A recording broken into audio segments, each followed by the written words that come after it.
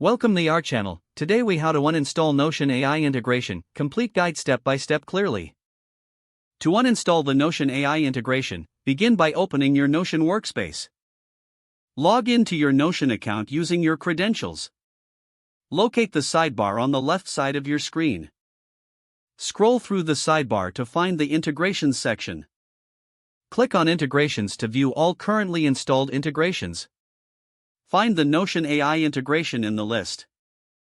Hover over the Notion AI integration to reveal additional options. Click on the three-dot menu or the settings icon next to the integration. Select Remove Integration from the drop-down menu.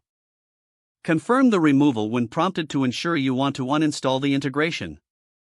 Once the integration is removed, check your workspace to verify that Notion AI is no longer accessible. If needed, refresh the page to ensure all changes are reflected. Remember, uninstalling the integration will also remove any associated data and functionalities. If you wish to reinstall the integration in the future, you can do so by visiting the Notion website. This completes the process for uninstalling the Notion AI integration. If the page does not load, refresh the browser or try again in a private or incognito window. Make sure you are using the correct email address, then retype it carefully to avoid small typos. If your password is not accepted, use the reset option and create a new strong password you can remember.